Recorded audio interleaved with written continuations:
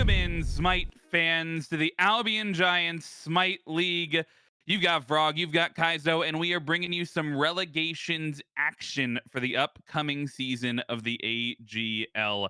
And I couldn't be more excited to bring it to you. We've got two best of one matches for you today. The Narwhalaby relegation is going to be Olympic Gaming going up against FAAFO, hereby after theretofore known as FAFO. I'm never saying the whole all the letters again.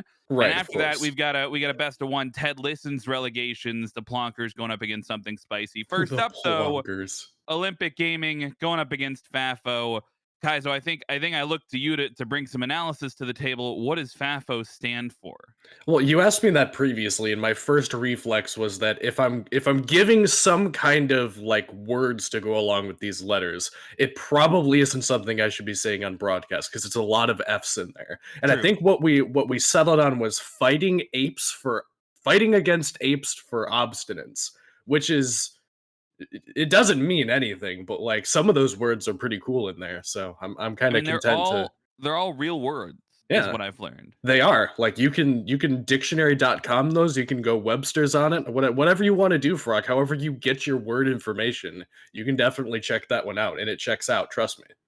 Well, we'll see if they check out as we jump right into picks and bans. Remember, Kaizo, this is a best of one win and in matchup. The team that takes this game right here is going to be in the Narwhalaby division, just flat out in, ready to jump into some matches. The team that There is you go. not winning this matchup is going to be waitlisted, still has a chance to get in later on, but obviously not going to be participating, at least in that first week of games. And already seeing some familiar names on on the screen. Got Blaze McBain on the other side, fellow caster, coming in. So we're not biased at all, naturally. Mm-mm. But they do have the first pick slot. Notably, Bafo is going to be on the left side of your screen. They've got that first pick slot, and they are we're already underway in the picks and bans. Whatever happened to this, Frog? I don't know. Can they see the player names or not yet? I don't know. I think you can see the player names in a custom game? I'm pretty sure they can see the player names. Yeah, so if that's me and I'm Blaze McBain and the boys and I'm loading in Sure. and I see like this Call of Duty clan rolling up with Oh their yeah. with their clan tag at the end of the name, I'm terrified, man. Like I don't know what happened to this. I think that was it was such a niche thing in the gaming community when everybody was like, "Oh, I've got Optic in my gamer tag or I've got Phase in my gamer tag or whatever." And I feel like we kind of lost that somewhere along the way, and it just makes you look so much more cohesive and so much more together. And you probably have some deeper level of camaraderie than just some Blaze McBain guy, Like Oh no. there's no Yeah, no doubt. ties between these players as far as we can tell. Right, no doubt. Their name is Olympic Gaming, right? And they've got the OG. They've got the OG in their names, right? Also standing for Original Gangster and Optic So Gaming. They're gangster. they're Yeah. really really pulling it to the forefront here. So you gotta love the cohesion out of their team. But as we see these picks and mans come through, I think some standard things and some not so standard things taken off the board. I will admit I'm a little bit surprised by that Rama, by that tier being taken away by Olympic Gaming. And I'm even more surprised perhaps by this top two. The Vamana prioritized properly, perhaps, by Fafo, and then immediately locked in the Ratatosker Zeus combo, which is they're not bad picks, but kind of odd for a top two. Hey man, these guys are OG. They're not really bothered by what the meta is. They've got their own game plan. That's a game plan that they've been working with for years at this point. And if Absolutely. if you want Zeus Ratatosker, you've been playing that since season 1. You take Zeus Ratatosker, man. And it's not going to be the best thing you can grab, but like it's probably fine, right? Like there's nothing wrong with either one of these picks, but I do agree that, obviously we've been talking the Vomit point to death for what feels like the last 4 to 5 months, even though it's probably nowhere near that long. And then the Hachiman, sort of the new flavor of the month pick that we've been seeing a lot more of. It is probably worth pointing out, Frog. I'm not sure that this is your like number one overall draft pick kind of ADC right now. It's not as strong as like if you remember when Rom was bugged and he could full clear the wave, or excuse me, Hachi was bugged and he could full clear the wave with just using the eagle eye shots. That's not the power level we're talking about here. He just has a little bit easier time in lane, got a little bit more poke damage on the 2, and then he also has a little bit more attack speed that scales pretty well into the late game. It's things that adjust his quality of life and make his identity better, but doesn't make him necessarily better categorically than every other ADC. I think that stuff like your Martikaris, your Ishtar, your Kernanos, your Rum, all that stuff is still probably going to be about the same power level, even though the Hachi is, the shinier toy that everybody wants to play with. Yeah, I mean, I think he's definitely risen to the forefront, but he's not gonna be auto winning you any games. And granted, not a ton of ADCs are these days. It's tends to be a little bit more about those backline dive characters, and I think if you're gonna go for that, it's smart to pick two of those up in your top three. We saw the Ratatoskr and the Zeus. Shock getting locked in here for your third I pick. love Once these it's guys. another one that I'm not necessarily putting at the top of the tier list, but I think you're right on the money, right? Nobody needs to dedicate themselves to the meta, especially down here, the Narwhalaby division, primarily around gold MMR, right? So we're definitely prioritizing comfort over meta here. If you have a practiced For draft sure. strategy, I can't blame them for bringing them to the table. You definitely just play whatever feels good, play whatever you're feeling on that day, and play what feels fun. And that's sort of the vibe that I'm getting from this OG draft as they hover and then lock in this Chiron. I think that this is a very fun looking composition that OG have. Like none of these characters are going to be your top tier pick of the litter. Like they had Horus open, they had Guan Yu open, they had Hercules open. My man says, "Give me chalk. I'm just gonna run it down on this character." I think that they came into this draft knowing very well what they were going to be playing against and what they had in mind, and no one was going to stop them. They just left what three top tier meta picks on the table in the Hercules, the Hachi, and this Vaman, and then said while they're picking all the OP stuff, all the stuff that people have been playing for weeks, if not months at this point, we're going to play the same thing we've been practicing since season 2, and then we're going to show them what we're capable of. I love this Olympic gaming draft, not because of necessarily individual pick merit, but there's definitely some cohesion here and some comfort that you don't typically see in a lot of drafts, especially not at this level where, like you said, everybody wants to play the top meta stuff, but realistically, you're just better off playing what works for you. Right. I mean, we've talked about their draft a ton. I think maybe haven't given enough credit over to Fafo's draft. They of course grabbed that Vamana early on. We talked about the Hachiman as well. Past that, though, outside of maybe the Hercules, they do end up going for sort of a unique option in towards the mid lane, the support as well. We will absolutely get to see it, as we load into game here. But I'm interested in your thoughts on this Sylvanas pickup and on this Persephone pickup and sort of how they vibe in the meta for a team that otherwise really sort of fits into the top of the tier list. Right, and I think that you're smart to point that out, Frog. The fact that those are kind of the odd men out, the ugly ducklings of this draft, as one might say, because Persephone, not a character that you've seen probably at all in the last couple of months. This is one that sort of got left to the wayside as more aggressive picks, as more tablet abusing picks kind of came to the forefront of the meta and ended up seeing a lot more presence. We see beads used accidentally there by Bats Kid, but no one knows, so we won't draw too much attention to it. The Persephone is a fine pick in the mid to late game. It's not going to impress anybody in the early game. It's very farm oriented. It has a gold per kill, or what is it? It's gold per plant farmed passive. That's what it is. I Mm-hmm. was trying to find a more like succinct way to say that, and it just wasn't coming up because why would I ever have that practiced or rehearsed? But Persephone gets gold as she casts her abilities, which helps her scale into the late game, but early on doesn't do a whole lot. You're really looking at this Vomit to be sort of your mid lane and jungle presence for you. A little bit of action here as Blanca will just get that poke off. Otto, no stranger to poking back, though. And this, we didn't even get a chance to analyze the Vamana in solo and what he brings to the table. And I'm Okay. Hello. Venomous getting taken down for first blood. Hacky grabs the first blood on the Hercules, a later pick in the draft for that. And I was gonna say we didn't get a chance to analyze the Vamana and his role in the solo lane, and that's good because Vamana doesn't end up in the solo lane. They put him in the Right. jungle. They put the Hercules over there, and he grabs first blood. And that's one of the things that makes Vaughn such a contested pick right now and ends up with him seeing a lot of top overall pick in these drafts is that he is very flexible between those two roles. Thing is, he's going to do the same thing regardless of where you put him. He's going to either blink on or dash on a backliner. He's going to turn into a giant infant, and then he's going to have a temper tantrum and smash you on the head with a baseball bat. And sometimes that'll be with crit, which is what we're likely to see here from the jungle Vomit. It's usually the Golden Blade to help you clear, then sort of a boomerang build, and then maybe a little bit of hybrid toward the end with some attack speed spiced in there. Versus in the solo lane, it's a little bit tankier, but honestly still fairly similar. The only core difference being that as opposed to crit driving your damage, it's a lot more attack speed and utility that drives your damage from the solo lane.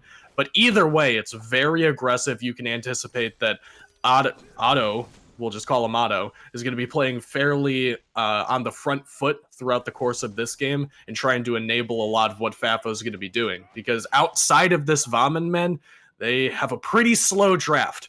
We talked about the Persephone and the fact that she scales due to the passive that gives her a little bit more gold, not to mention high scaling, but might not get to talk about it. Hockey under pressure here, trying to secure the blue and sticks around to grab it. Oh my goodness. I thought no shot. No dude. way. Okay. You saw that too. Yeah, that was like, okay, man, you're asking to be soloed there. Even picking up the blue was riskier than I would have opted in for. But my man does get out under the tier 1 tower, and I think we're already seeing how aggressive this solo lane is likely to be. And you mentioned it, a little bit of a slow draft. I think they have some pieces there, but the solo lane, the right side, may be where we see that action. I think both of these solo laners in particular, Herc, we've seen more often lately, but Chalk as well, a ton of potential that they can both have if they manage to get a 1 or 2 level lead.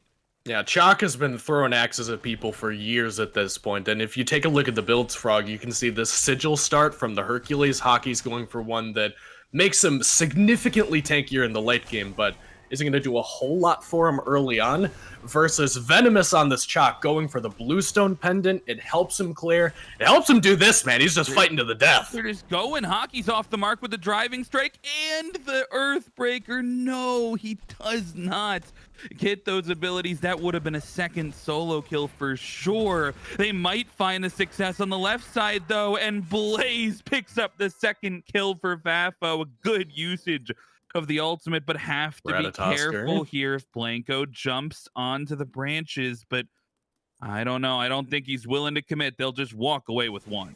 And Blanco's been over here a couple of times now, not really looking for the gank on the left-hand side, but he seems to love this back camp invade.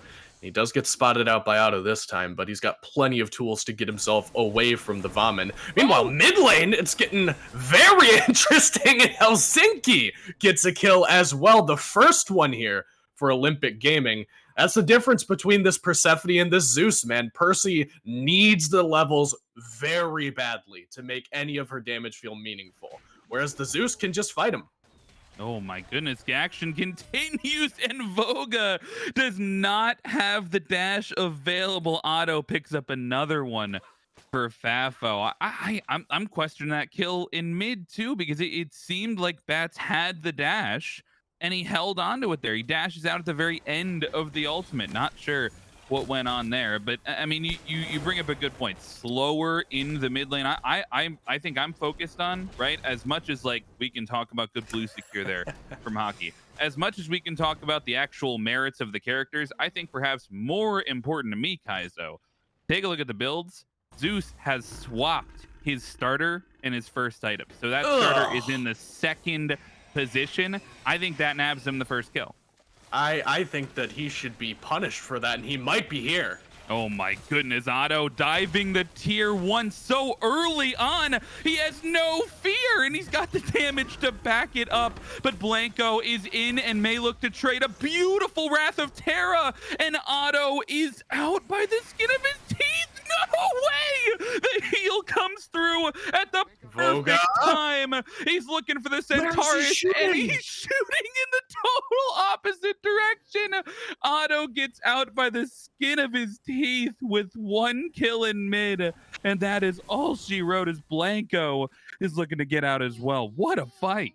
And Helsinki, you bring up a very good point there, Frog. Absolutely deserves everything he just received and more for building the starter in the second slot. I know that you brought that up just to irritate me, and it worked, man, because, all right, let's call a spade here. The Ratatosker gets a pass because when you load into the game, you get tier 1 of the Acorn built in the first slot, and then if you want a starter item, it automatically goes into the second slot. Yeah, that's okay, but the Zeus did it on purpose, man. That's not okay. Yeah, it is. He's definitely looking to push our eyes over towards that mid lane. But as much as we try, the eyes are on the right side of the map as well. And 7 minutes in, we've got 6 kills on the board, and 5 of them are for Fafo. I mean, we said that this would be a slower composition, and they just didn't listen to us at all. Otto feels like he's visited every single lane at this point, and now he's not even in a lane. He's in the jungle looking to fight the opposition into the big baby, and Blanco realizes he cannot 1v1 the Vamana. He may not be long for this world, but he gets away just again in that single-digit HP margin. Otto's going to walk away, but the pressure, they still have it here towards mid, and Wrath of Terra pushes Helsinki back. I don't know if they can finish these kills. And Bats Kid doesn't look like he wants to go for it. That is kind of the one thing that Persephone has going for her in the early game. That crowd control is the same value as we see Blaze looking for the solo kill, won't be able to find it. I get too excited. A little bit there. But that Grasp of Death ultimate from Bats Kid is very good from level 5 through level 20. It gets a little bit of additional damage, but it's not really what you use it for anyway. The CC very impactful to root somebody, but and we got a gank on left lane. Looks like Ratatosker looking for the gank onto Blaze McBain. In the air, Blanco, and the beads are a little bit late, so he does get knocked up. Remember, no ultimate here for Blaze, so he's going to have to trade it out. Blanco just... Archers! No! Blaze takes the trade, and despite not having the safety tool, he's at least able to answer 1 for 1. Otto doesn't even steal the purple buff, and Blanco gets 1-1. That is not the gank he was looking for. Blanco almost ended up losing that before even getting that kill either. He uses both of the crowd controls into the CC immunity from this Hachiman. He uses the stun when he was already using the bead, so no crowd control there. And then after the dash away, the slow did not connect because Blaze still crowd control immune for just a little bit longer, made that a little bit more difficult to land those auto attacks, get that damage communicated effectively without having to put himself in danger there. So Blaze, for all it's worth, he was hunting down a solo kill on his ADC, finds one on the jungler instead, and gets himself in a pretty good spot here, despite the fact that all the aggression continues to be in this mid lane, Frog. Azamor getting poked out quite a bit. We haven't even gotten a chance to talk about these supports. We haven't gotten a chance to talk about much of anything in terms of analysis, because you're absolutely right. The action... What a bad take I had saying this is going to be a slow game. Dude, they just keep wanting to fight. And, you know, I can't blame them, especially when they're going to have this much success. Otto's 3 levels up, and he wants everybody to know it. He is chasing down Blanco and Helsinki into their red buff, which just happens to be up. He finally has the help as well. He steals it away, and Hockey is not done quite yet. Off the mark with the push, though, and he'll just keep chasing the members down. I mean, if you're Olympic Gaming, how do you answer back into this? How do you stop the bleeding?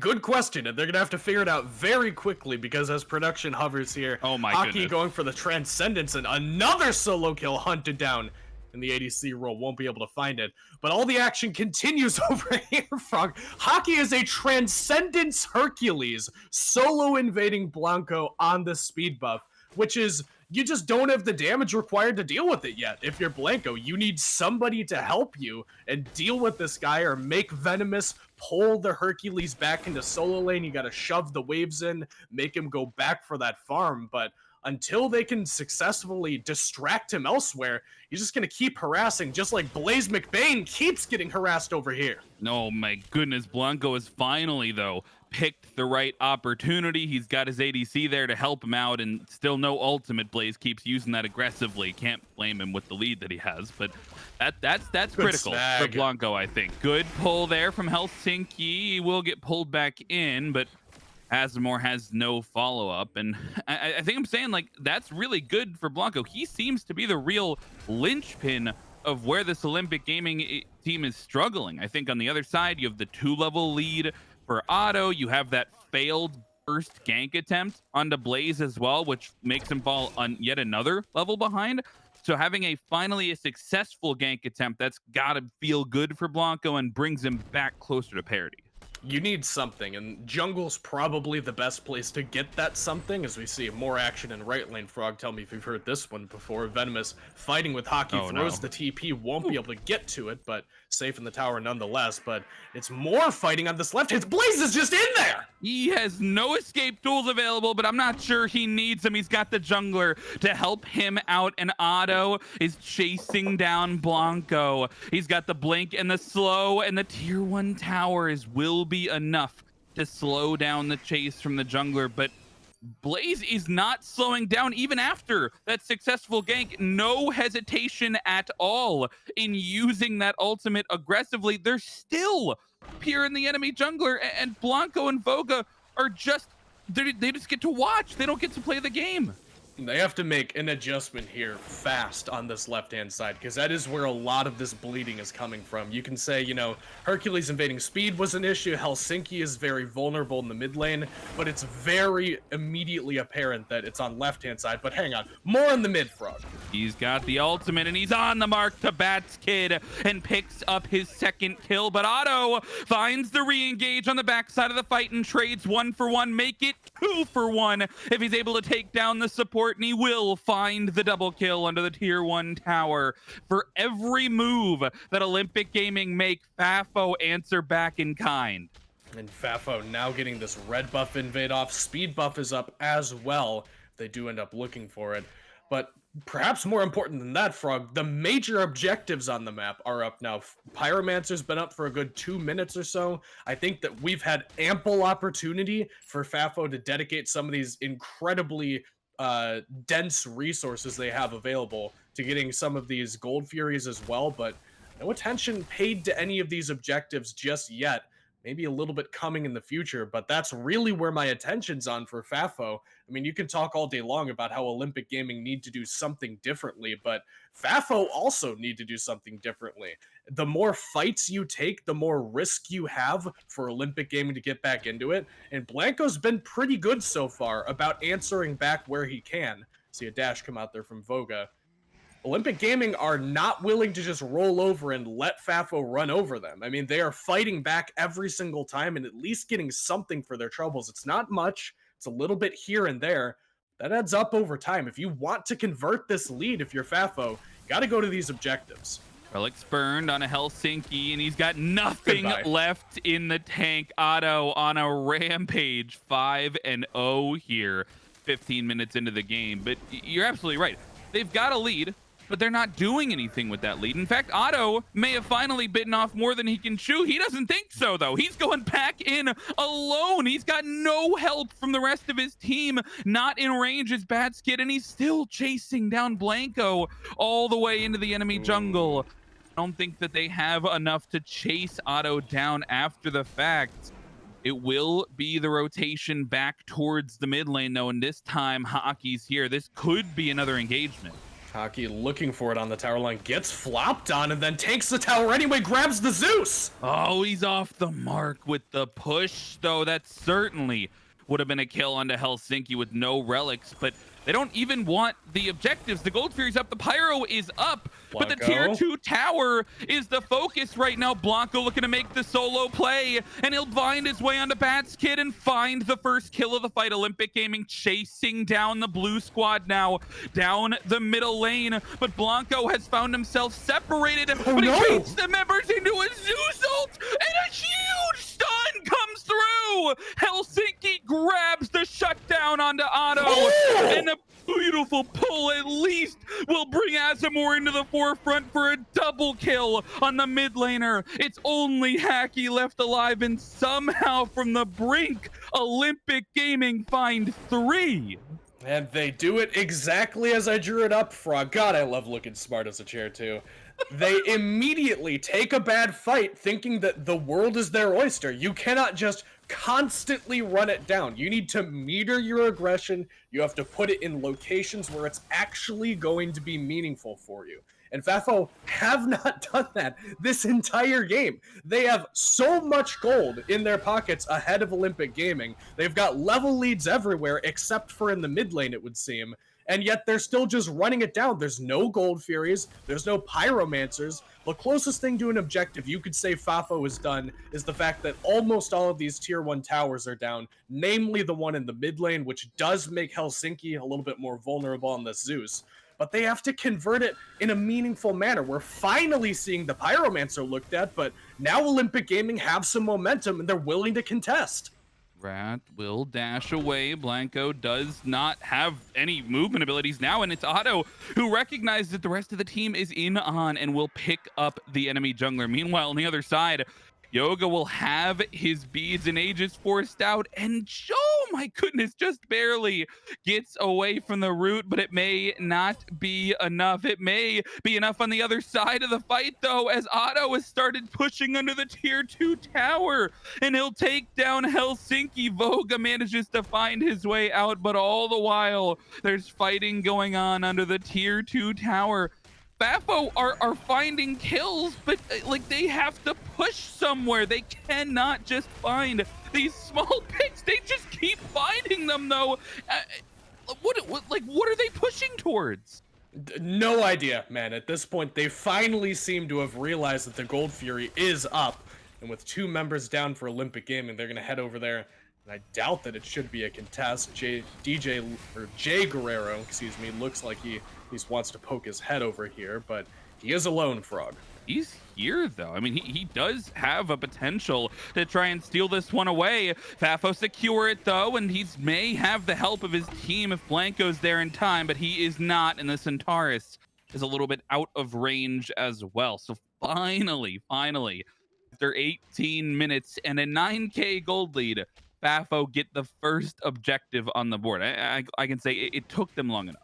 And now I am more worried, Frog, for the state of Olympic Gaming. Because if Fafo continued to just run it down, eventually we're going to get to a point where, 25 minutes into the game, if you trade 2 for 3, that could be very impactful for Olympic Gaming. They could get, a tower forced down. They could get a Pyromancer, maybe even a Fire Giant off of a sloppier fight like that. But considering the fact that Fafo are finally seeming to clean things up and they still have the gold lead intact, they still haven't blundered anything too significant before shifting their attention to playing, honestly, Smite the way that it's intended to be played.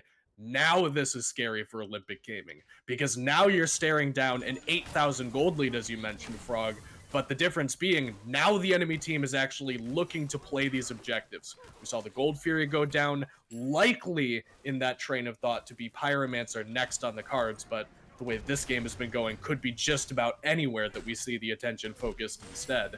Fafo are cleaning it up ever so slightly, but it is going to be very difficult for Olympic Gaming to get back into it. Yeah, Venomous is the target of yet another gank here. They're playing both options, but no, he jukes him away, and I think he'll survive for the time being, but probably not long for this world if the members of Fafo have anything to say about it. He does, though. You're absolutely right. Blanco coming in and has to stun the beads from Otto as he tries to chase down and will successfully chase down the enemy soul laner, so it will just be a good try in saving the soul laner as Aegis and Beads forced out on the other side of the fight as well. Voga trying his best to survive. The other side, Blanco gets taken down. I mean, look, for all the objectives that you could or could not have gotten, at the end of the day, you have to find something. Maybe that's the answer back. Helsinki gets one, but they're going to lose the left Phoenix for it. Yeah, man, this is turning into arena at this point, and we'll see Guerrero try to defend the Phoenix 1v2, but Blaze McBain has all the damage in the world with this 5-level lead, taking down the Bacchus after grabbing the bird. Now, base broken open for Olympic Gaming. They're missing that one Phoenix. Tier 2 tower also going down here in mid. Only 2 members of Olympic Gaming to really contest that one. You're at 99%er territory here if you're Fafo. Maybe 90% if I'm being a little bit conservative, but 10k gold at 20 minutes is a near insurmountable task, especially considering the fact that base already broken open here. That's pretty crucial as well, because if you get a convincing fight, you can all but just walk into this Titan and polish off the rest of this game that you have spent the last 20 minutes just fighting tooth and nail over. Olympic Gaming are going to need to take a very big risk if they want to get back into this one. Usually you'd like to take some kind of fairly even fight, use what level leads you have, but I mean, if Fafo are going to just group up around this Fire Giant, you're really starved for options, Frog, besides taking one fully all-in fight and hoping it comes up in your favor. You're stemming the bleeding at this point if you're Olympic Gaming. You're not even looking to win at this moment. Oh my goodness. Blanco is just looking to live.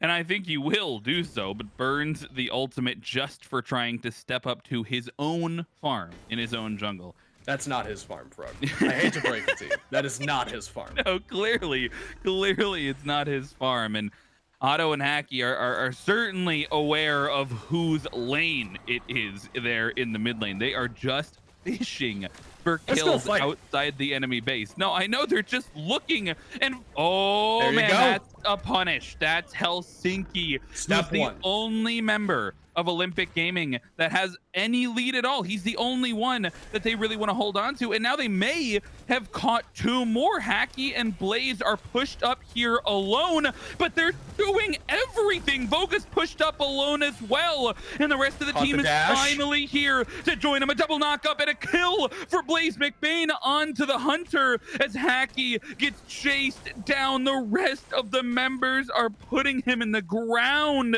and they will inevitably, they have to find the solo laner, and they may just do so after an endless chase down the left-hand side. Zeus had to back to defend the Phoenix. I don't know if they get this kill, man. Oh my goodness, thank gosh. They get the kill. They get 3 at the end of the day, and maybe Olympic Gaming hold on to a chance. And Bats Kid is still hunting this Phoenix, man. Like, they won left lane, the bird is already down. Now trying to break open the base in mid here is the Fafo mid laner. Didn't rotate to that team fight. The first team fight we've really seen them lose was because Bats Kid wasn't in it. And Narwhal is in the same boat as us, man. Like, Fire Giant is available, right? Like, these guys know that that's an option for them to be going toward. Doesn't seem like it, though, as now Olympic Gaming trying to find this kill into Persephone. We've got the Through the Cosmos going to finally land the kill here. And this is the concern, Frog. If you try to keep fighting constantly, at some point, you're going to lose these fights. Otto died at the beginning of that last engagement. He's sort of been the linchpin here. And if he can hunt down Helsinki, it's going to be a problem.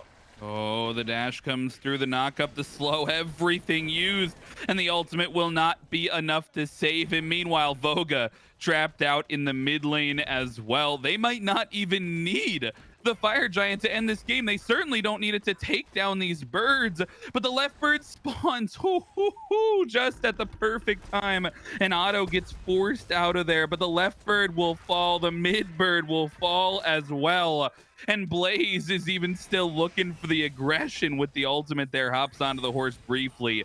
I don't know that they can end this game. They have to back up. Like, at this point, what else do you do? What else is going through your head as Fafo? Why are we not walking to the Fire Giant?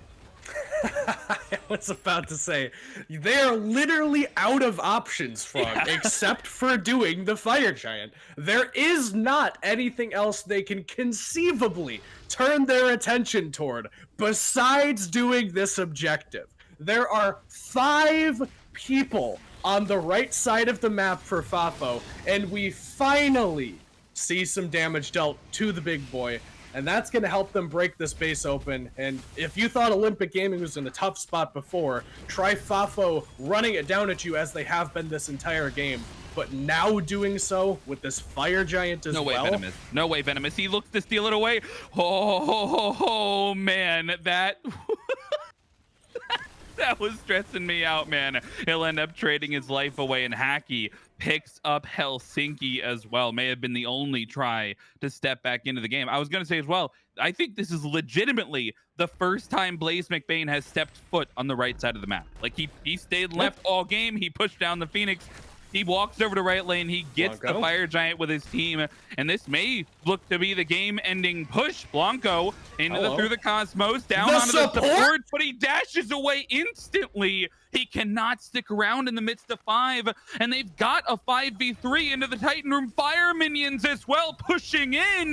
This could be it. Win and into the division, and all 5 members for Fafo push down the mid lane. They'll take down 3, and they'll take down the Titan, and Fafo make it into the division.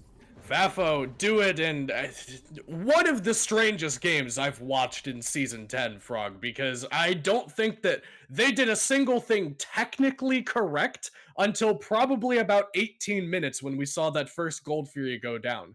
Up until that point, it was really Fafo just running it down and getting rewarded for it. The only place that they didn't have a lead that game was in the mid lane. Take a look at this, Frog. Sylvanas level 19, Persephone also level 19 on the winning team. That's crazy to me. Sylvanas is ahead in total gold as well. Like, just has. Oh no, I'm totally wrong about that. I'm lying to you. It's very close. So they're only 300 apart, and you like 10,000 damage as well from Batskid. Like he didn't need to get in there. He was pushing a mid Phoenix during a fight. He dude, what a fantastic game. We are going to throw it to a quick break, but we're not done with the action just yet. Right after this, we're bringing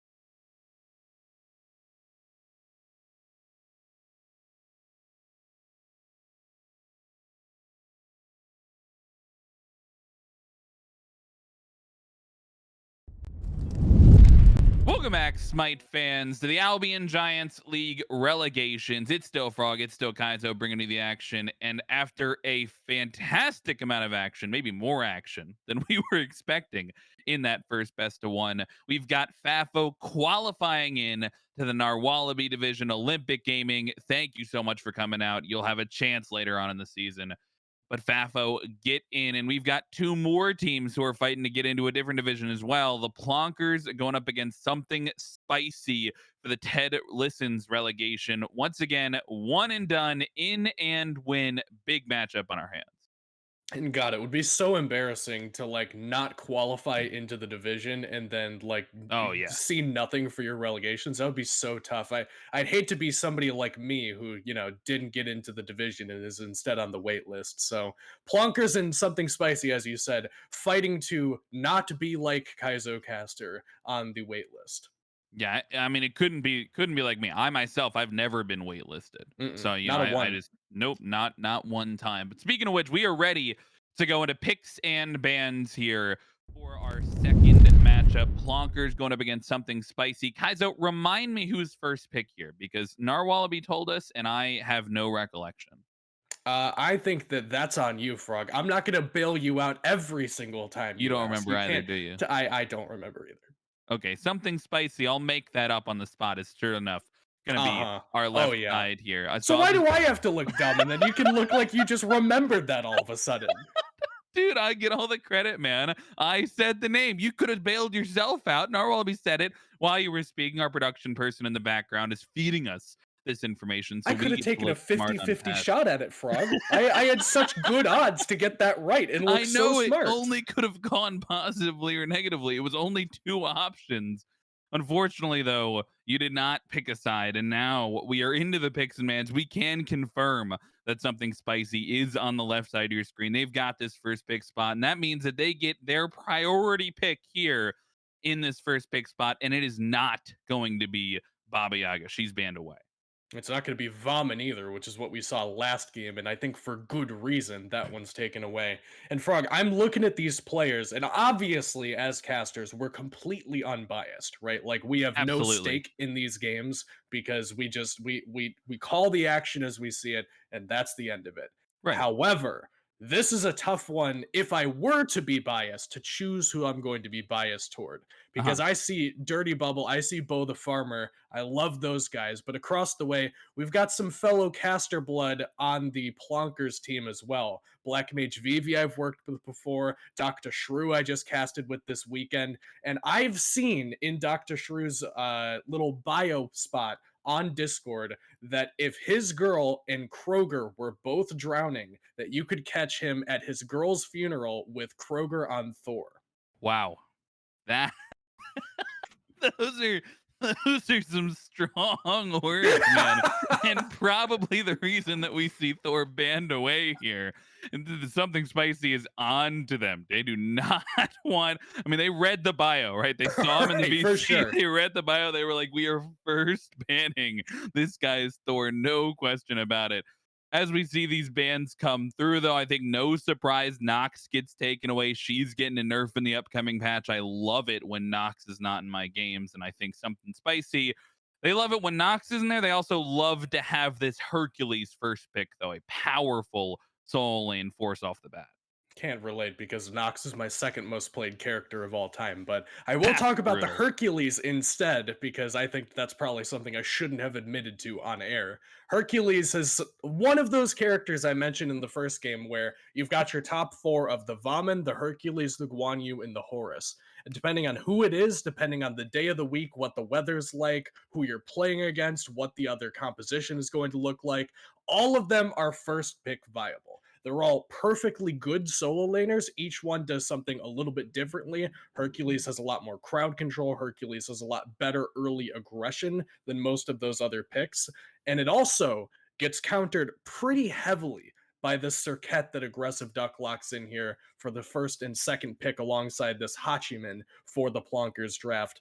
I think that this is pretty much so. In game number one, we saw obviously the one team, the Fafo, they had all of the top meta picks except for those two, but we don't talk about those two. They had Right. all of the top meta picks, and then across the way, the OGs just kept it OG and picked the fun stuff.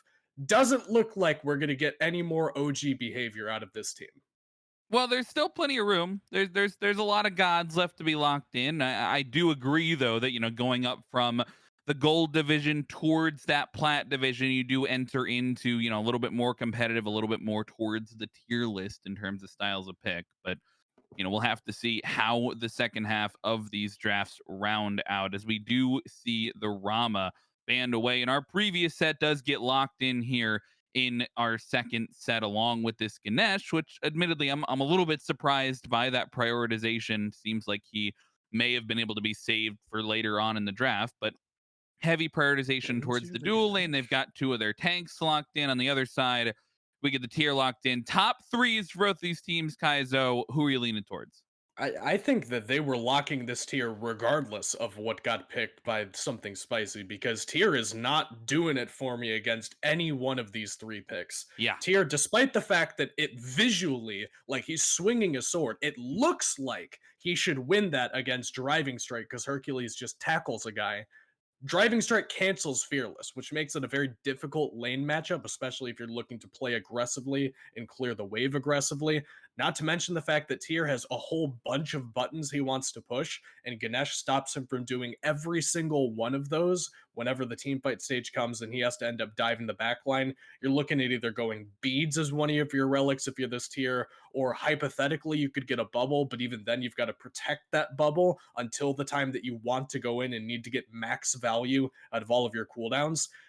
Tier's a fine pick, man. Like he got a buff, it's very exciting. He does a bunch of new stuff. He's got a stun on his ult now, which is crazy. But I'm not Crazy. sold on it here. I think the something spicy draft is just not the greatest position to be in to pick tier here.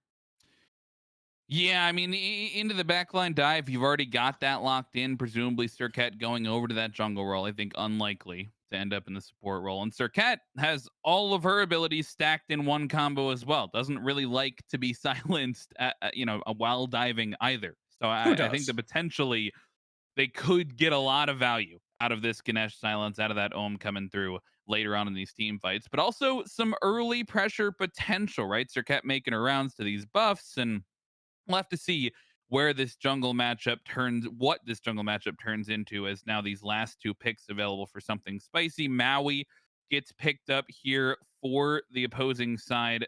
A pick that, has consistent value, not one that we've seen all that often, I think, at the Correct. top level of play. But I mean, where do your thoughts go if they already have the disadvantage on the side of the Plonkers? Where do your thoughts go for these last couple of picks for something spicy? I do like the Plonkers support pickup here because I think that the Maui is something that is gonna end up in that conversation with things like the Athena, like the Ganesh, where there will be times where you see none of this pick, and then at random it seems he can just show up out of nowhere. This guy's that his kit is insanely good at what a support wants to do. It's got engage, it's got peel, it's got mobility, it has just about all the tools you want. So I think that even though we don't see a lot of it, Frog, it's probably fine to grab here, and it's fine to at least experiment with trying to inject him back into the meta. So we see Nemesis and Chiron locked in here for the plonk, or excuse me, for something spicy. This is shaping up to be an interesting one. We get to see a second Chiron here in a row, but this time it's going to be in the mid lane where I think he has a bit of an easier time. Chiron is one that clears the wave very effectively and doesn't do a whole lot of fighting. He can get the better end of a lot of low pressure ADCs, but generally speaking, characters that are in that lane right now have decent tools to box you, to prevent you from just clearing the wave and walking away and put the pressure on you. Chiron doesn't deal great with that. I think that he's much more suited to the mid lane right now, gets to go that full power, full penetration build that we're seeing a lot more of, maybe slot in a dominance if you're feeling a little bit spicy. I think this is a good pick, and I think this is the best place to be going for it.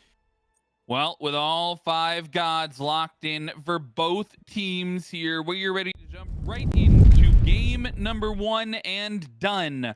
Something spicy going up against the Plonkers here. And I think, interestingly enough, we do get to see how they round out their draft. We talk a lot about the Chiron.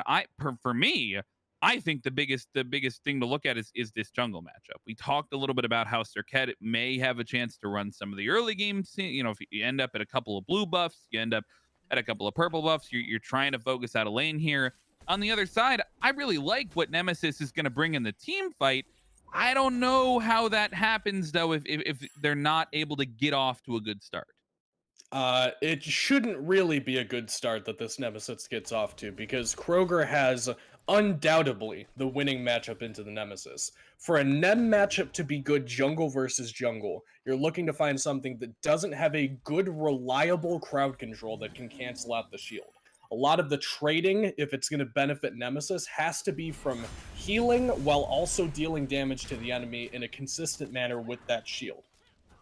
Excuse me, and because Serket has that Cobra's Kiss, which is fairly reliable, especially at close distance, where the Nemesis wants to be fighting anyway, it's going to make it very difficult for all of this farm to be fought over in favor of Dirty Bubble. It's more than likely going to be Kroger calling the shots in the jungle anytime they see each other, unless, you know, some kind of obscure misplay happens. I'm thinking that Dirty Bubble's going to have to be fairly careful with the positioning. They do win the push war pretty hard, but that's just ADC versus mid lane. Once we get into this jungle farming stage, it's more than likely going to be Dirty Bubble that has to be a little bit more careful. Patty Bacon and Black Mage Vivi under some pressure here on the left hand side as well. And something spicy, I think, across the board may have pressure in these respective lanes. Like that jungle matchup may actually be the only place where they're not necessarily on paper supposed to win that. Because I look at the dual lane matchup, Rama's got a little bit better clear. We talked about the Herc canceling the Fearless, and you know, then there's a Hunter versus a Mage, right? So it feels, you know, maybe you do just get to farm if you're the Nemesis, as opposed to having to try and force success in any one of these lanes. And it is going to be fairly difficult, but it might not be for Kroger. He's going for a gank. Early on to El Rosa, and the driving strike gets used at the end. He'll bring him into the jungle and not towards the tower. They can keep chasing this for a little bit longer if they want to. It will, though, be the rotation over from Dirty Bubble that takes them. And on the other side, Dr. Shrew has been the target of some solo aggression here in early beads from Bracking, and he continues to chase this one down. No cooldowns available Wow. on both sides of the map, not even on the left side. In the mid and the right side, you get action from either side. Nobody is able to finish a kill. I am shocked that Dr. Shrew got to walk away with that when I thought for sure, you know, if Chiron is on your tower line and you are in the middle of the lane, that's not the best position for you to be in because he's kind of cutting off the only escape route you have there. And the fact that Dr. Shrew manages to finagle his way into the jungle, find his way back under the tower from the back end, and force the beads off of Bracking in doing so is very odd to me. I feel like that's probably a kill that Bracking needs to be able to land there. I don't know if it was just a case of missed auto attacks, or I don't know what the dash was invested in, probably, I guess, to make sure that Dr. Shrew was kicked back into the mid lane and forced into that uncomfortable position to begin with. But for all the theatrics we've seen in the first 3 minutes, Frog, nobody getting a first blood is probably going to be favoring something Spicy's draft, because all of these picks are going to come alive in the mid to late game, except for, you know, the Hercules, which is probably fine right now. Everything else needs a bit of time in the oven. These double ADC comps get all of their value from their itemization and being able to hit very hard with these auto attacks, shredding these objectives, shredding these frontliners. Same thing with this Nemesis. Another auto attack centered character needs a whole lot of gold to be spent on these items before you're really looking to get full value out of this kit. The Plonkers aren't necessarily on a timer where, you know, if it goes very late, they end up losing the game inherently, but you would ideally like to see them playing a bit more aggressively with a better jungle matchup, a mid laner that has very relevant crowd control and damage at all stages of the game. Plonkers would like to play a little bit more aggressively here if given license to do so. Now I'm looking at these builds, Kaizo, and for the most part, I think I see pretty standard stuff. There's one thing that sticks out to me though, and that is this Morgan Le Fay build off the bat. I feel like it's been years since I've seen Vampiric Shroud picked up, and when I do, it's on like Anubis, right? Like, why am I seeing Morgan Le Fay with this item? Well, if you have not seen Vampiric Shot, you have not been looking very closely, Frog, because a lot of people have started to play around with this one. And it's not necessarily about the initial stage of this item, though that does help out. It gives you a lot of mana sustain for clearing the wave, because every time you hit a minion with an ability, you get one of those procs and get some mana. It also gives you some health and some sustain as well, but we're gonna have to hold that thought here. We got some aggression in duo. Fatty Bacon does have the pull, and it will be the CC. The dash will be held on to perfectly, though. The stun in time, and the Flex Defender is not Oof. having someone to come help him. Instead, someone comes to cut him off, and the first blood goes to the Plonkers. First Blood goes on to the ADC as well, which not exactly optimal, still better than the support getting it there. I'd like to see them try to get that kill onto Kroger, though that's kind of a bit of min-maxing that's not necessarily relevant there. And Flex Offender just a little bit too far forward there outright. Like, he needs to be much more safe in this lane, especially considering he has no vision coverage of anywhere in the jungle. He was very far pushed up with seemingly not sufficient information to know whether or not he was in danger there. That gives the Plonkers an even bigger gold lead because they do get the 500 from that first blood, but in addition to that, looks like they're getting the better end of the farm. That's probably again due to the fact that Kroger can just kind of walk lane to lane, jungle to jungle, without a whole lot of worry for what's coming his way because it should be the jungler, ideally, that prevents him from doing that.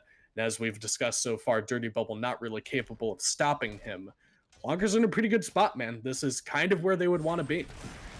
Yeah, I mean they've managed to find just a 1,000 or so gold lead, right? And granted, a little bit of that does come from that first blood on the left hand side, but you're absolutely right. Just passive farming, the small bits of jungle pressure that you have, the neutral farm as well. You can see that being picked up right now by the blonkers on those left hand mid harpies as well. I'm more interested to see if they're so happy with how things are going, just like passively. Like, what is the right time for either of these teams to just try and flip a switch? Right? At some point, somebody's got to start a fight. Somebody's got to pick up an objective, and we certainly have no doubt as to who has the early game bits of pressure, but. At what point does the mid game stage start for this something spicy composition? You're going to need to get another item online for your support because Bo the Farmer, with only the Prophetic Cloak available and only a couple of stacks on that one, is going to be very susceptible to getting picked anytime you go to group up, go to contest any of these major objectives like the Gold Fury or the Pyromancer, which should be spawning in another couple of seconds. But hang on, Bracking is 1v2 here on this tower line. Yeah, he's been aggressive all game in this mid lane, and he's not stopping because Fatty Bacon shut up. If anything, he's waiting for the help for his team. Pillars dropped, and Centaurus comes through. Dr. Shrew just barely. No! Bracking is gifted the kill. Bo the Farmer finds the dive, and they've left Flex Offender alone as a result. Another gank on the left-hand side. At least it goes 1-for-1.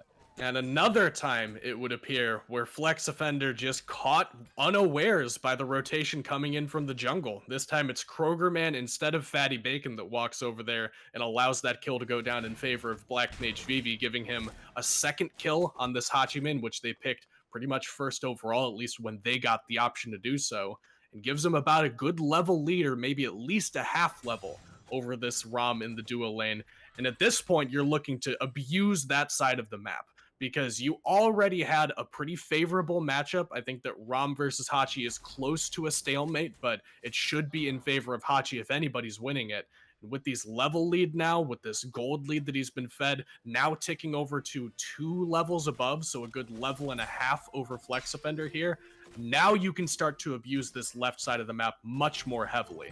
I mentioned previously that Bo the Farmer really needs to get a second item online in order to feel tanky enough to really contest anything around these big objectives. That's when you want to force the issue, is before Bo the Farmer can get that second item online while he's still susceptible to getting blown up by Kroger Man on the Circuit, and then you look to play against the lead in duo lane and without the support on the map. That opens up this Plonkers draft to go from 700 gold up to a couple thousand gold up pretty quickly if they can draft up the team fight as they need it. And guys, take a look at these builds. I'm not sure it's any surprise why Flex Defender is being punished here. Once again, somebody is going the wrong Oh my order. god. Starter item versus stacking item. And sure enough, he falls like half a level behind, man. You know, I don't know how Good. else we're able to sell it, right? And last one, Helsinki ends up losing the game off the back of building that item, despite being the only one ahead. But no, I mean, Flex Defender definitely has to be a little bit more cognizant. Meanwhile, maybe needs to be a little bit more cognizant is Kroger, as he's found himself in a 1v1 dirty bubble. Getting the better of that one, has a bit of a lead himself on the Nemesis in the Mm-hmm. jungle as they try to come over towards this left side and make it known. They've brought 4 members over here in total. They may want to start a fight. The dash away, though, and Flex Defender's on the same page. The rotation is favorable for Plonkers. Meanwhile, Bracken just farming away in mid. And that's the crucial missing piece of that fight for something spicy, which prevents them from fighting. Take a look at the level lead that Bracken's gotten for himself. He's been on this tower line, shoving these waves into tower all game long.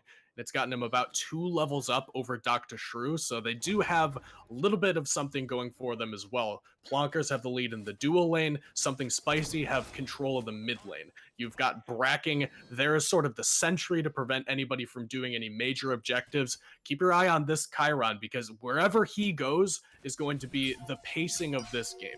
If they detect that the Plonkers are trying to force something on the dual lane, trying to go for a blue buff invade, it's pretty much on on Bracking to make sure that none of these conversions go in favor of the Plonkers. He is that additional man, sort of like a jungler, that needs to be responsible for stifling the aggression of something spicy. The Plonkers. Flex Defender once again under pressure here on the left-hand side. This time, though, Kroger comes over without his ADC there to back him up, so it'll just be a dash away from the Rama, and he'll get back towards his purple buff. But all the while, I mean, we haven't even come back to Nemesis. We talked at the beginning of the game, maybe a little bit of lack in pressure. Dirty Bubbles ignored that. Dirty Bubbles like, hey, everybody else can have their pressure. I'll participate in the fights when I'm needed.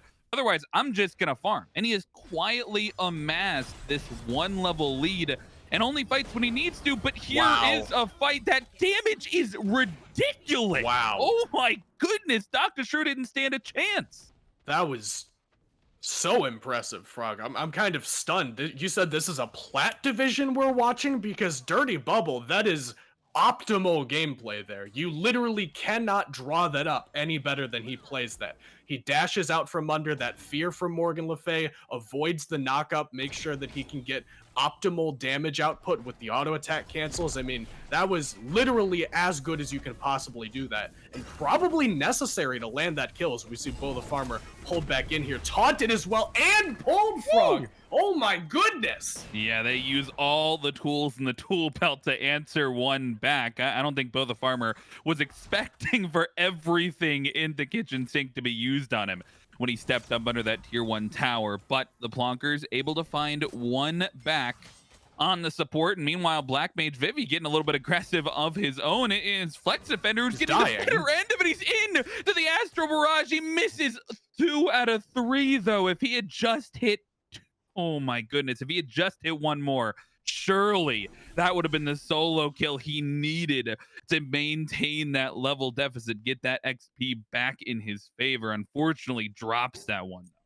Good lord, Frog. As we're looking at level leads, I mean, we mentioned the bracking gap earlier. It was 3 levels there for a moment over Dr. Shrew. And I like that we're calling attention to the Stone of Binding, because this is a very slow build from Kroger, man. This is not, I'm Serket, I'm going to fight you as soon as I hit level 5 and I have solo potential. You need the Transcendent stacked up and the Stone of Binding online before you have any real kill potential here. Might look for it on Bracking, though. Doesn't look like he knows. Aggressive dash, though, and that may be punishing here as Kroger comes in on the back end and ults come out from both the mid laner and the jungler. That'll be a kill onto Bracking there, and he will finally be punished for his aggression there in the mid lane. He has been pushing this Morgan Le Fay under tower all game. Finally, Kroger shows up. And that should be the go button for the Plonkers, honestly, because you do use 2 ults, but you get both relics off of Bracking and the Chiron ult as well, in addition to shutting down the Chiron that has sort of been the linchpin holding together the Something Spicy draft.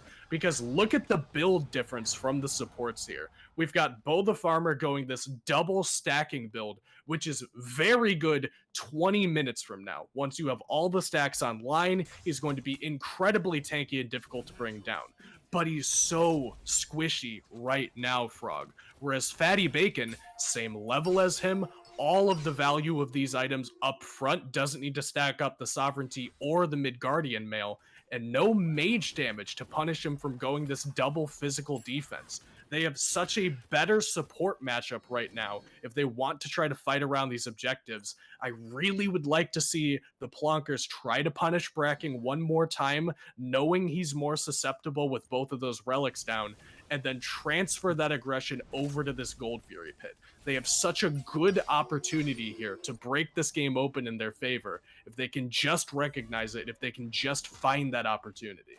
Yeah, and their window isn't that big. I mean, you think No. about the Ganesh passive paired with the Thebes. This is going to get stacked up faster than just about any support in the game is able to stack up this Thebes. You only have a couple of minutes here where you're really going to be able to take advantage of this lack in tankiness, and maybe that's where you start to get these soul laners involved. We haven't gone back to this right side almost at all after that first bit of action over here, and nobody has found a real advantage. They are completely parity. In fact, they both just ticked up to level 16 within the same second.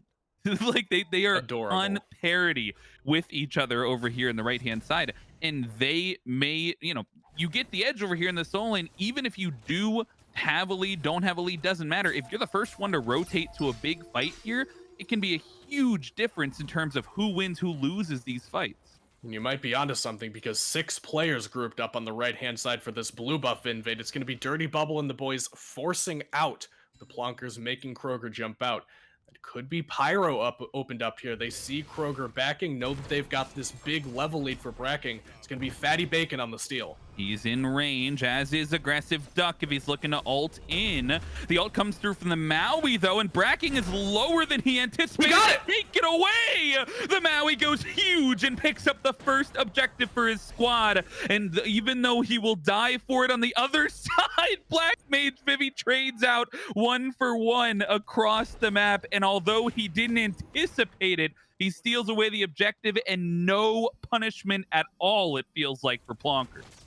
Yeah, Plonkers get away with one there and start to bring this gold lead back into a little bit more manageable territory. It wasn't much, but it was something to write home about for the Plonkers, or excuse me, for Something Spicy at least. Oh, no. Black Mage Vivi's got to be careful though, Frog, as you point out. He's got Dirty Bubble behind him. I don't think he knows the blink in there from Dirty Bubble, but he avoids the auto attack cancels. He's just running him around. What is he waiting for? He doesn't have the ultimate? No way he gets out of this one. Whew. That was, I don't know. I was more stressed than I think I think I was prepared to be, but like that's always a kill for Dirty Bubble. It always has to be a kill. My worry is now on to Kroger, man, here. If he oversteps, because Maui's rotating over, this could turn into something bigger if they want to turn it into a fight, but it'll just be a trade back. And for all the work that Black Mage Vivi did, he overstays a little bit, gets taken down.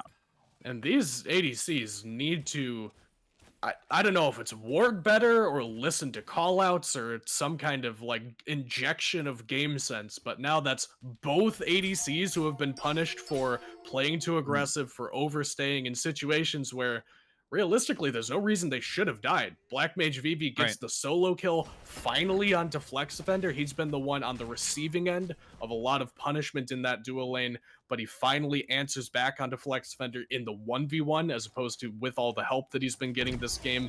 And it should have been a good opportunity for the Plonkers. We talked about how their window is slowly closing, this Ganesh getting ever tankier with each passing moment, making it so that this mid lane gap is going to be felt even more with a little bit more front line in front of him. The Plonkers sort of blunder a bit of an opportunity there. That could have been a conversion for them, but instead kind of stifle the bleeding here. Instead, it's Something Spicy getting a bigger lead. Kroger is in. I don't think he realized how bad of an engagement that is. He's got the silence and just shuts him down. He doesn't get to move. somehow he may get out of this one, though, in the body blocks from Black Mage Vivi. Hot. Turns it on a dime. The ultimate comes through from Maui, doesn't grab the support, and it's still the fight going on as the rotations come through. Flex Defender will grab the pick onto Kroger with the ultimate, though. They do at least find one. And if they want to continue this fight, they're going to have to do it around the Gold Fury, and the Soul Laners rotate over. But I don't think anybody is willing to step in. Fatty Bacon may have done it on his lonesome, though. And the blink in from El Rosa continues this one. They're on the chase. They are on the chase. Something Spicy looking for more in the jungle. Pull off the mark as well there for El Rosa. Black Mage Vivi should be fine, but it's Something Spicy with enough positioning in this jungle that they can fall back pretty comfortably around the Gold Fury pit. And Plonkers are not close to this one, Frog. Kroger is respawning. It'll be a minute, though, before he gets here to the Gold Fury pit, and it's only Aggressive Duck who has the ultimate. He's in, but he's a little bit late. Something Spicy secure the objective, and El Rosa wants to step up further. Kentaris will take Black Mage Vivi down to about half HP, but Aggressive Duck is the target, and a beautiful Dharmic Pillar slow down the retreat, and they've got the cutoff, too. Look at El Rosa going around the back of this fight. He pushes Duck back into the damage, and the silence comes through. Black Mage Vivi falls. Aggressive Duck will be the next to fall, and they may even get 4 if Dr. Shrew falls as well. A double kill for the Soul Laner, and a huge turn on for Something Spicy. And that window has slammed shut for Something Spicy. They had a little bit of time where they were a little bit more vulnerable. Plonkers don't capitalize on it, and take a look at what happens. This late game composition, as soon as we hit the 20-minute mark, comes alive out of nowhere for Something Spicy. We've got all the penetration required from Flex Offender to deal damage to this front line.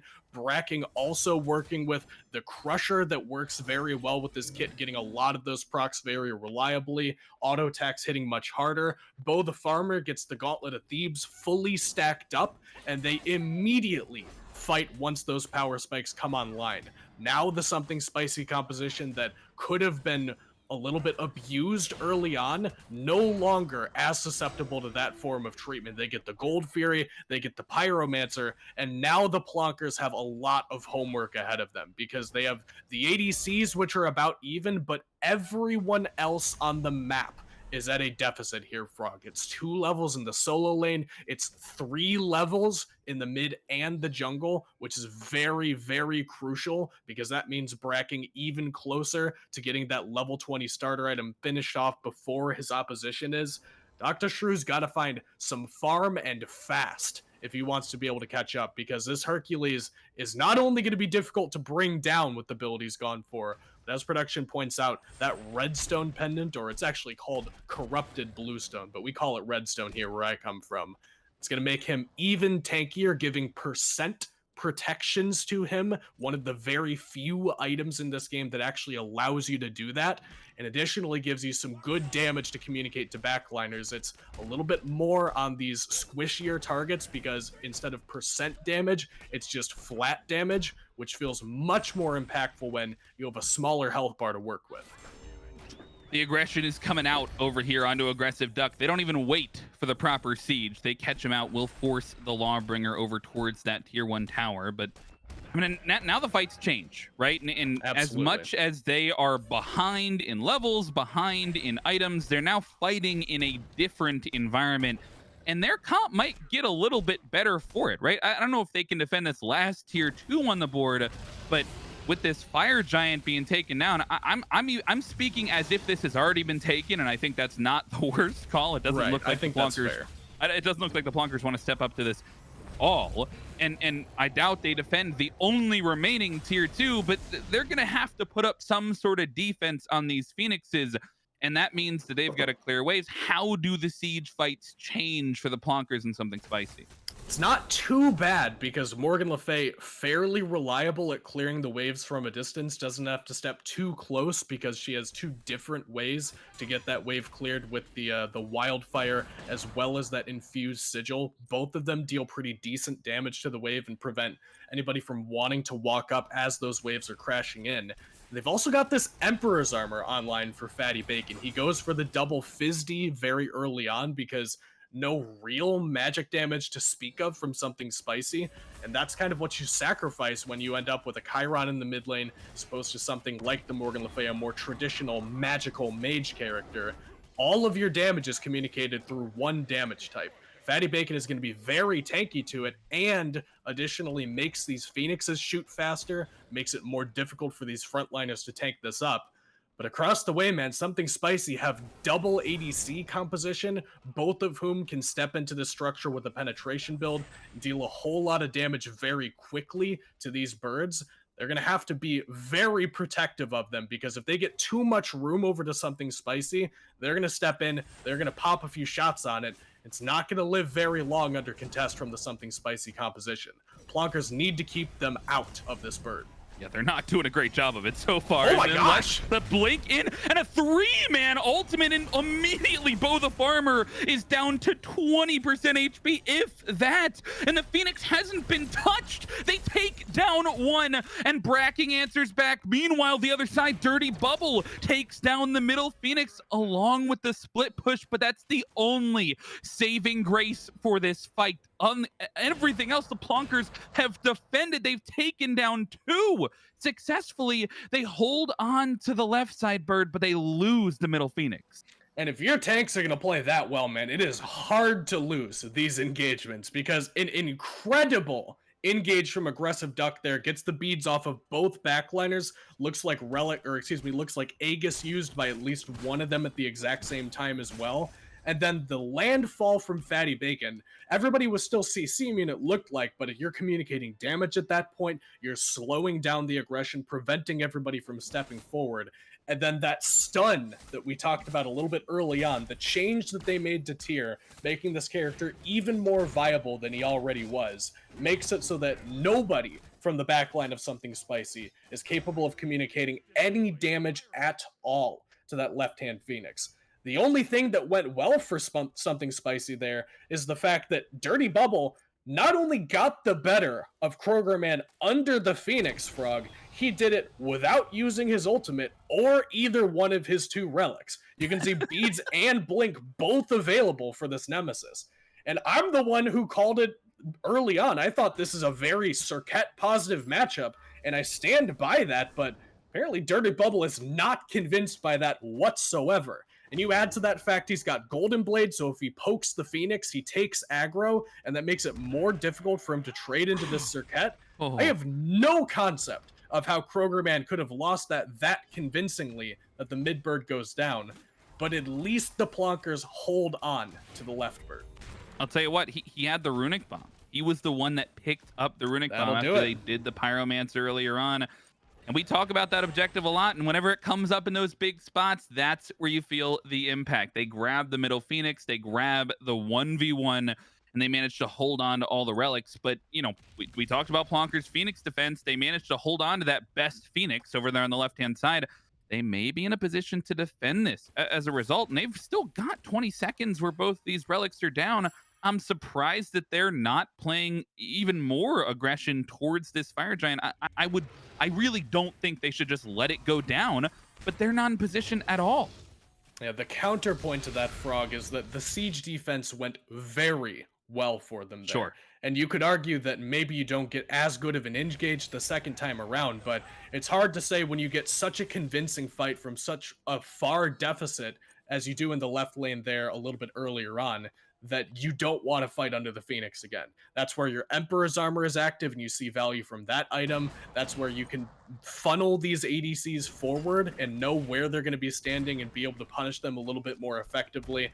It's not the worst fight in the world for the Plonkers. It's definitely harder now that the Fire Giant is on 5 members of Something Spicy, and they're spreading the map here. Frog Nemesis in left, they've got to try to go in right. Another 4-1 split this time, though. Kroger's a little bit late to the party, but he shreds down this Phoenix. Oh my goodness! It's already down to 20% HP. The beads get used, and he does die, but he dies for the left side Phoenix. That's got to be worth your life. Meanwhile, on the other side, the Plonkers continue to put up a stonewall defense. The poke has been good. Everybody has to back up from Something Spicy.